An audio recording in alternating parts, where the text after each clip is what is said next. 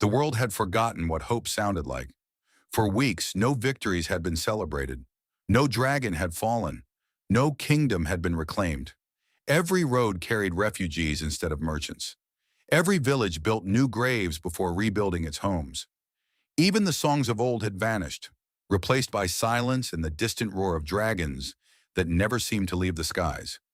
People no longer asked who would save them. They only wondered how much longer humanity could endure. Yet sometime, the smallest spark begins with a whisper. It started on an old northern road.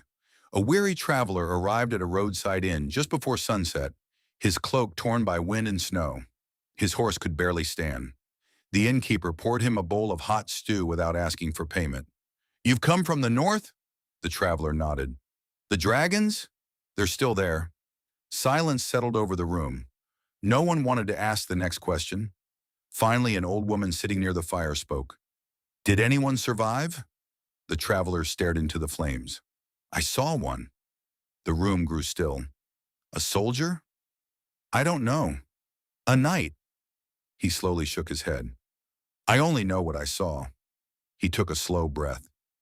There was one man walking alone.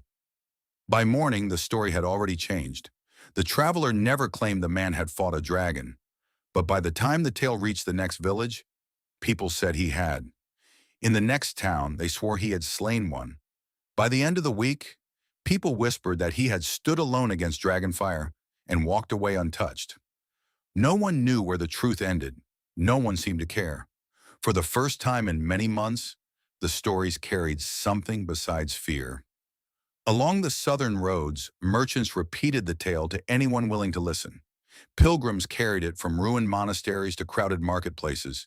Hunters spoke of footprints leading into mountains where no sane person dared to walk. Each telling added another piece. He crossed the Black Mountains.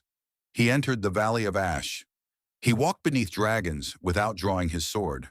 He heard voices beneath the earth. He never looked back. Soon the man no longer belonged to the traveler who had first seen him. He belonged to the world. That evening, a group of soldiers gathered around a small campfire. Their armor was scarred. Their faces were older than their years.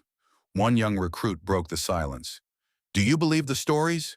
An older veteran smiled without looking up. "No." The young man frowned. "So he's not real."